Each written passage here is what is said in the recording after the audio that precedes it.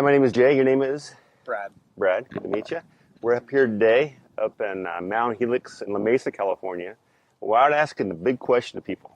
What do you think happens after you die? Your eyes go closed. What happens next? Something or nothing? If you believe in something, what is that something for you? Right. Yeah, I definitely believe that something happens. I believe that me, you, everybody has an eternal being, and when you die, you don't cease to exist. Maybe here on Earth, but I believe that there's a God, and that if you're a believer in God and His plan and His Son, who He sent to die for us, you will go to heaven, and if you don't, you'll be eternally separated from God, which is really bad. So I do believe that's what happens when you die. You sound pretty certain about that. I mean, what has led you to that certainty? Um, you know, I read the Bible, and like the biggest thing for me is first of all, in believing in a higher being than myself, or I don't believe in evolution, those types of things. As far as like what's our purpose here? I know our purpose isn't just to breathe, eat, have fun, die, and then you're done type thing. Just looking at creation, it's so evident that there's a God, and that He is an intelligent being. And I believe through the Bible that He's revealed Himself to us, and that He cares for us and has a plan for our lives. And I I just have a certainty about it because I just it's true to me. I feel it's true, and um, I really don't have any doubts about it.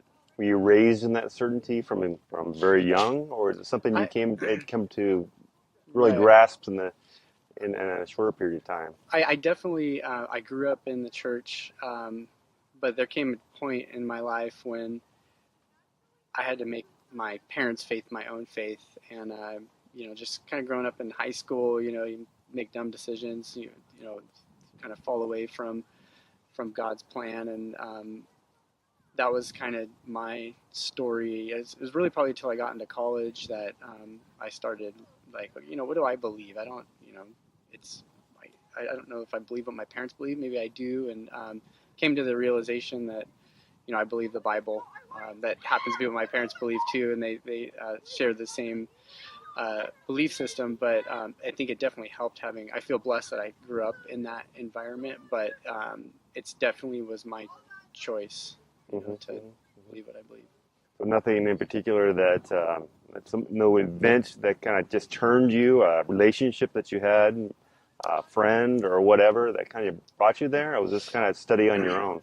Um, I had good friends, and I think, and we all just growing up and going into college, just kind of were all drawn to the same conclusion, and got involved in church, and just there wasn't one event, but like I've got interesting story, I guess, to me. But I was a triplet, and my other brother, my third brother, passed away, and when we were in high school, and that didn't like bring me to God, but I guess I just always felt like I was following Him. Again, in high school, kind of slipped away a little bit, but I guess I always had more of an eternal perspective on things. Just having somebody that looks exactly like you, be laying in a casket, you have more, just deeper thoughts about, what's the purpose of being here. And so I think I've always had a sensitivity towards just being kind of called to a higher purpose than Was your brother part a of it. believer? Or? He was. That's an interesting question. He was handicapped. So his mental capacity was very diminished. Couldn't talk or walk or anything like that. Through the birth, he ever since he was born, that's what he was like. And um, I believe that he's in heaven, and but it's not. I never had a conversation with him. So, Mm-hmm, mm-hmm. but I Okay. believe that God has saved him. Good. Yeah. So, what do you do? There's a lot of young people that watch our different interviews we post, and what do you do to kind of stay on track? I mean, you're surrounded by temptations of the world. People, friends wanting to maybe go to parties, and once you go down roads that um, that isn't right. Um, what do you do to keep yourself from going there? Hmm. For me, uh, I've messed up in the past, made stupid decisions, but I, How I do you stop always, yourself? yeah.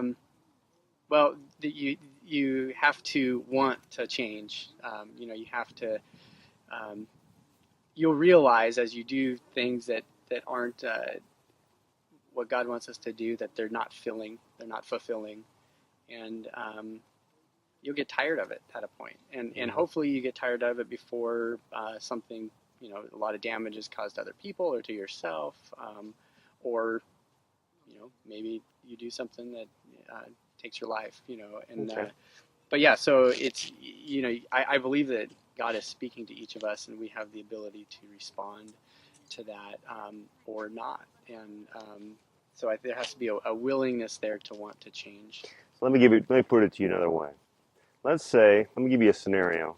This comes up again and again. I find it a kind of a core thing that, especially the youth, are growing up in. Let's say you walk into a room, and I don't know if you're married, girlfriend, what have you. And okay, let's say you're not married now, Okay.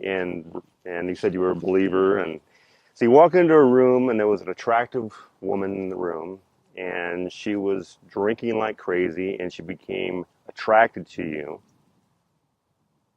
How'd you find yourself resisting that?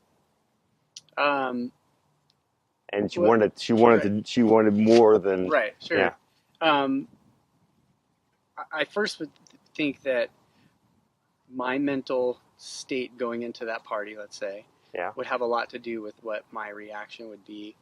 If I was following God, had a good connection with some male believers, maybe have an accountability group, have some people that can hold you accountable to how you want to live, with this, according to God's rules or not, so that my mental state going into that party would have a lot to do with how I would react. so you're If saying surround yourself with fellow believers Yeah, right. to help you resist these and temptations. and maybe not necessarily at that party. Maybe they wouldn't. Let's say they wouldn't know that I was at that party. But if my intention was to go there and have a relationship with somebody, and that's why I went there, it'd be probably pretty difficult to resist if that was kind of maybe playing in my mind beforehand. I wasn't, I didn't have pure intentions. Hmm. Now, let's say that I did, I wasn't looking for that and was in a vulnerable state or whatever. I think I would need to just be praying to God, and I think there would be a limited window to get out of that situation before doing something stupid. Yeah, I yeah. think I think there would be a time, God would say, hey, you would know that this could go wrong if I play into it or entertain thoughts or whatever. You play with fire, you're going to end up getting burned. So, Hmm. So what is kind of your routine in the day to kind of walk in God's path? What do you do? What do you find yourself doing on a daily basis to stay on track? yeah. So I actually have an app on my phone that has Bible plans, and I do that daily. And it's quick, short. There you can pick different devotionals to do, like on a topic or whatever. If you're dealing with anxiety or stress or whatever, you can find Bible studies or studies that can point to the passages in the Bible that support how to get through those type of situations. So I do that. Probably like the best thing that I do is I listen to uplifting Christian music, and because I know that in the past when I've struggled before with let's say it was lust or whatever, I was probably listening to, what's on the pop stations, and they're talking about whatever those type of things are. And you did like music is so powerful.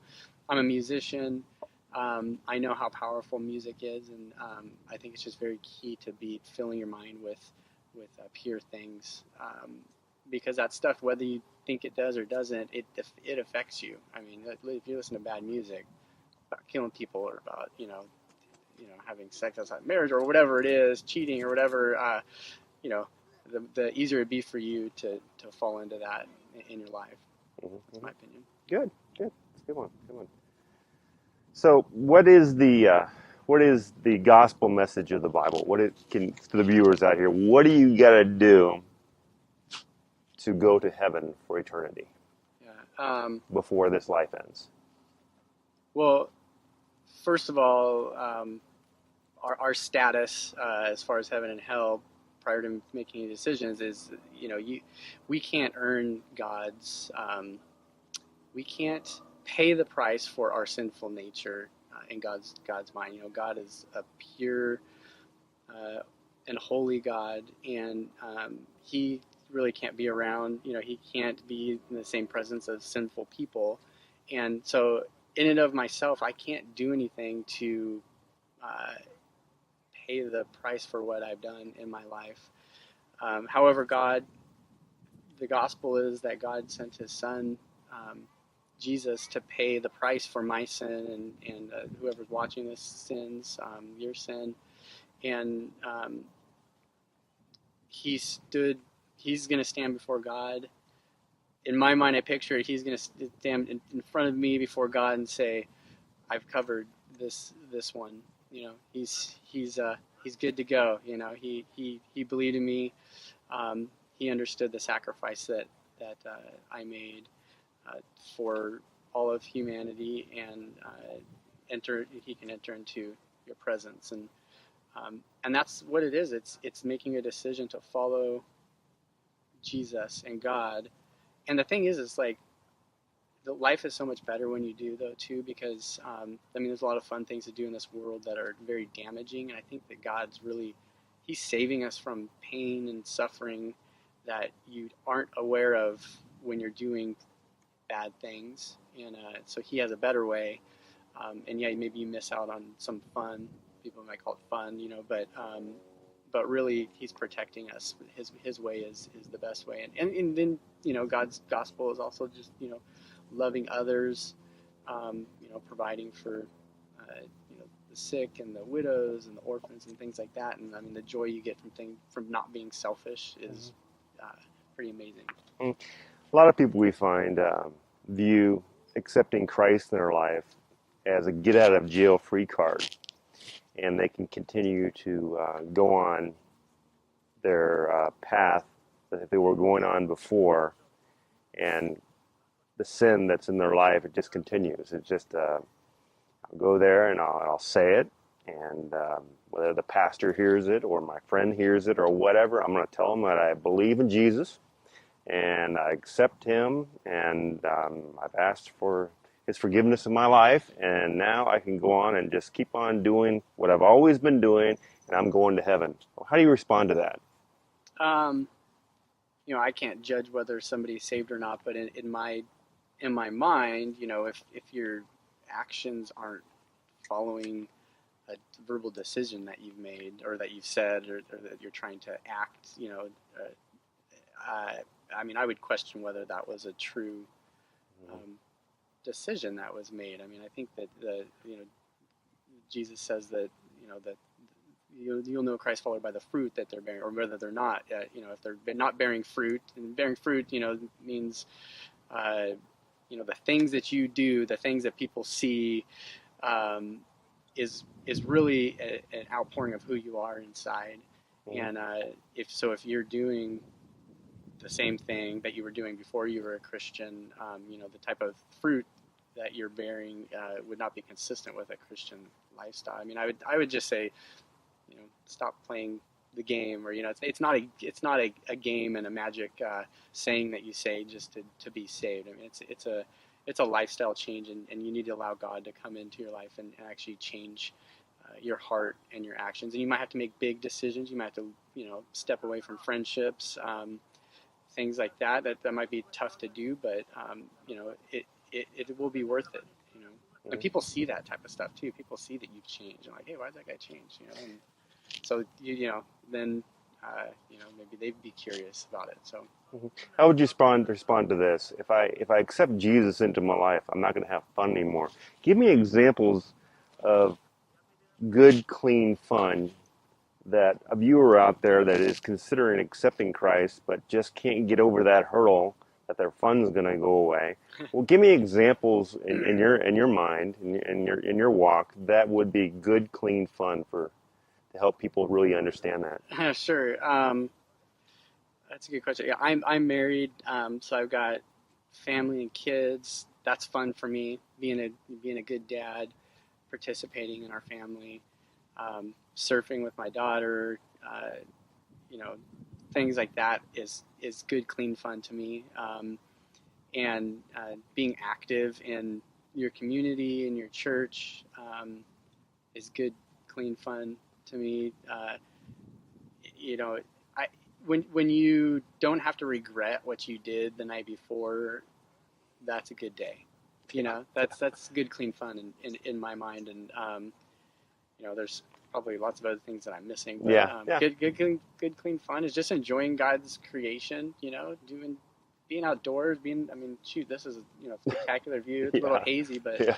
I mean, I like I said, I'm big into creation. I love the beach, and I just see God in everything, and his intelligent design. Um, it's just I'm in awe at it, and for people to say that there's no God, it just baffles me. So hmm I'm going to tell you a quick testimony, kind of a shortened version of something that happened to me and my wife back in 2007. I'm sure you lost a loved one. Um, we also lost a loved one. We lost our only son back in 2007. Um, he was 18 years old. He had just graduated from Steel Canyon High School, local high school here. He's just starting up his freshman year at Mesa College, and he'd been a cross-country runner since the age of 8. Real good runner, won races all over California. Um, he was an AP calculus student in high school, and it was right after the 2007 wildfires. He had just bought a used car.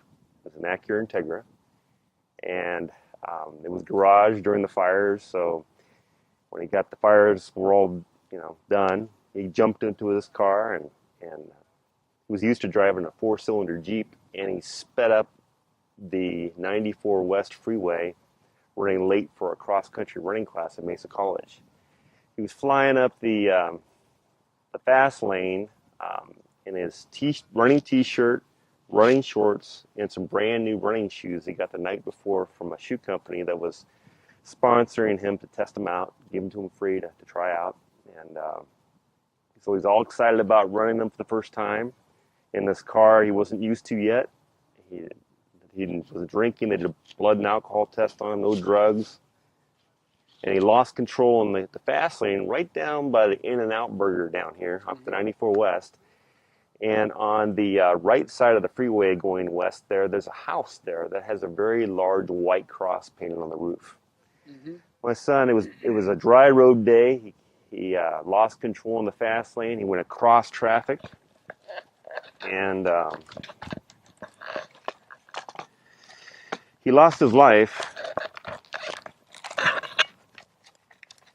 right there. There's the white cross. These are his skid marks here. They came across traffic, and they're dead center on the cross.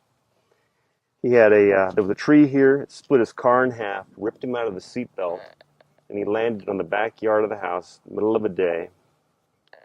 And he landed on his back, directly positioned, looking up at the cross. Parts of his car went completely around the cross and the roof. We actually have news video coverage of the owner of the house picking up parts of his car around the cross. So we lost our only son. But the real question is, did my son accept Jesus Christ as his Lord and Savior before this happened? We think he did, but but God knew him inside. We knew him on the outside. But um, another thing that occurred after his this accident, his best friend, and maybe, God has a plan for everything, and his best friend was accepted Christ at his funeral, and then. Right after the accident, they had the San Diego Cross Country Championships for high school. My son's best friend was still a senior in high school, and he ended up winning the race that day, and his entire team won the race that day at Morley Field. And they all wore headbands that said my son's name and his when he lost his life. And then my son's best friend got a scholarship to Chico State University, and then he ended up winning the collegiate level Western Regionals in Hawaii. He won. So it was. We still keep contact with him to this day. But it's things happen. Good. When you accept Christ, it doesn't automatically mean that you're not going to have trials occur in your life. In fact, you probably have more trials. Yeah. Okay. So, and trials are meant to do what? What would you say trials are meant to do? You sound like you know the Bible quite well. First, I'm sorry for the loss of your son. Yeah. And, it's there's tough stuff we got to go through in this life, and I don't have the answers to all of it, and sometimes things just don't make sense. But God does have a plan for horrible things like this, and I don't know if you were doing these type of things before your son died. No, I wasn't. Now you are. There's God can use horrible circumstances to bring others to Him, and I don't want to die young, but I'm at a place where I've told God, I don't know, maybe I'll get cancer and die next year. I don't know. There's no assurances that, I'm going to have this, or anybody who's a Christian is going to have just a healthy life and not have any pain. But I trust that whatever God puts in my life, that there's a reason for it. And even if that means I'm not here, maybe, I would hope that my legacy would bring others to God. Whether it's let's say the suffering of me dying, and then that causes others to come to Him, and then start doing something like this or whatever. I know that God does have a plan for horrible circumstances and situations, and it's going to take time to figure that out at times, and maybe we don't even know. Maybe we'll never know. God's way smarter than I am, and His reach is much further than what I would think could happen, and so I just trust that God uses all circumstances in my life and others to glorify Him and bring people to Him. Mm-hmm. One other thing happened after the accident. My son was an organ donor. He donated his body to an organization called LifeShare, and we got a letter from an 18-year-old that got my son's ulnar collateral ligament in his arm. He was a baseball pitcher that threw out his arm. And he sent us a thank you letter, just thanking us for the donation. And this is a letter, but it's a real nice written letter. And at the end of the letter, he left his name, and crossed his name out, but his phone number. So my wife gets on her cell phone and tries to call it. Doesn't get him on the cell phone, but leaves him a voicemail. And told him to call us back when he gets an opportunity. Well, we didn't hear back from him for months. No call back. No nothing. He was 18. Thought he in his things. Well, my wife and I were foster youth mentors. We take kids from the county out and we camp with them, bike with them, and that kind of thing. My son was very active in that when he was alive. Taught kids how to ride bikes and quads and that kind of thing. And we were taking our foster youth mentee, who knew my son when he was alive, out on a bike ride one day after we got this letter and stuff. And we were all driving on the 94 West Freeway. We live in Hamul at the time. Driving on the 94 West on our way to Coronado. And we come up to the house that was here. And we're on the 94 West Freeway. We're right in front of this house on the freeway. My wife's cell phone rings. Who do you think is calling us and actually talking to us the very first time? The guy who wrote the letter. Yes. Yeah. We're all stunned that he's calling us right then. So we decide to invite him out to dinner. So we all had dinner together at the Claim Jumper restaurant up in Carlsbad. Mm-hmm. We all sat down to eat. He brought his mom with him. And Blake is his name. And he started asking us questions. And he said, what kind of car did Devin pass away in? So his name was Devin. And we told him it was an Acura Integra and the model and everything. And he looks at us funny. And he says, I drive that same car. Mm. And then we talked to his mom. And we find out she is a foster youth CASA, which are like mentors. They take kids from the county out and they shop for them and that kind of thing. So all this stuff is hooking up right and left. And we felt the Lord was involved. And just like I feel that the Lord's involved in our conversation that we're having today. I feel that your video sometime or another is going to interview be watched by someone, and I pray that it brings somebody to Christ. But I just want to share that with you. It's kind of, he's always working. He's always working until our last breath on this life. That what do you, as far as sharing your faith with others? I tell this story to people that maybe to motivate them. You may be one that does share their faith, but I don't know. First time I met you, but I always tell them this. I say, picture right now in your mind maybe a loved one or a friend that you know is not saved. You know, you've heard them in crowds talk about God and et cetera, et cetera. And you've thought about talking to them, but you just kind of put it off. Let's say this friend his name is Max, okay? Now let's picture Max suddenly getting in a car accident and he loses his life. And now, if he hasn't asked Christ into his life and he hasn't asked for forgiveness of his sin, what does the Bible say? Where does the Bible say he's going to go? He'll go to what we call hell. It's eternal separation from God. Okay. Okay, it's a place. There's many verses in the Bible, but there's a place where you're going to feel pain for eternity. Now picture your Max down in hell, feeling pain, calling up to you, and saying, "Hey, why didn't you tell me about this Jesus? I'm down here for eternity, feeling this, and why didn't you sit me down and talk to him about it? You loved him. You loved Jesus, and you kept that from me. I thought you cared about me." And I tell you that to just I'm probably never see you again.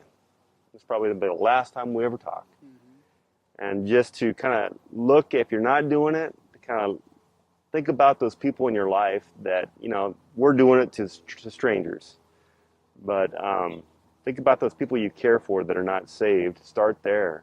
And try to make whether it's directing them to a interview that maybe you did, say, hey, go check this out. They get the gospel shared with them, right? Whatever it takes to get that out to them, so they can have the opportunity to make that decision for Christ. But it's never too late. Never too late. My father accepted Christ on his deathbed. I remember the day distinctly in my mind. He was rushed to the hospital, Sharp Hospital down here, and had a heart problem, and getting ready to open him up. And I went while he was still lucid and was able to talk, and I had a discussion with him, just checked with him. And, do you believe in Jesus Christ, Dad? I need to know. And do you ask for your forgiveness of all the sin that you've done in your life? And, we had that discussion. A lot of people think, well, geez, why do you do that? I mean, that's what I'll do. I'll just wait till the end of my life, then I'll do it, and then I'll be okay. But then you're missing out on all those years in your life where God may have used you for something that he wanted to glorify Him, and that was really necessary, and you're just letting it go. Mm-hmm. And but it's it's life. We don't know when our last moment is going to be. We just don't. And then your dad passed away after, My dad, during the surgery? Or? Yeah. They opened him up, and they could, yeah. So, so, That brought probably so much comfort to you, and just knowing that, hey, yeah, I mean, you were probably able to grieve a lot better. Yeah. Never knowing. Yeah. I have one other child. Well, she's now a young woman. She's 26 years old. Her name is Tiffany, and she's grieving still. Even from my son's death, she's still grieving. I asked for prayer for her, that one day soon that she'll make a strong commitment to God, and she'll get on that path. If you're thinking about it, time, please keep her, Tiffany. Just do that for me. 2 years after my son lost his life, her best friend, who just graduated from UCSD as magna cum laude, was coming home late from a get together, and was getting ready for a graduation party at her parents' house in Alpine. And she was driving up the 8 West Freeway, and she turned her truck over on the side of the road. And a passerby, who was a school teacher, pulled up from the side of the road and pulled her from the car. Just as he was pulling her from the car, a drunk driver swerved off the road and killed them both. Ugh. So it was my son, then that. So yeah, so I she's my only, my daughter, and I prayed that I wanted her to be there. So, but she's grieving, and and I'm one of those guys that wants things to happen, Right. But I got to let God work in it. But Yeah, it's like, yeah, it's tough. Yeah. That's the thing, is that God is in control, and we, I know I've tried to control things or control other people, or trying to it's, you got to trust in God. You'll drive yourself crazy. I know. And He's much more powerful, and He knows the right things to do, obviously, than us. Yeah. But I think prayer is important, though. I mean, I think God listens to the cries of His people, and also the desires of His people, that are in accordance with His will. I think He will. He wants that. He wants us to cry out to Him, and He wants to wow us with His abilities. And so I will definitely pray for Tiffany. Thank you. Appreciate that. Well, do you have any questions for me?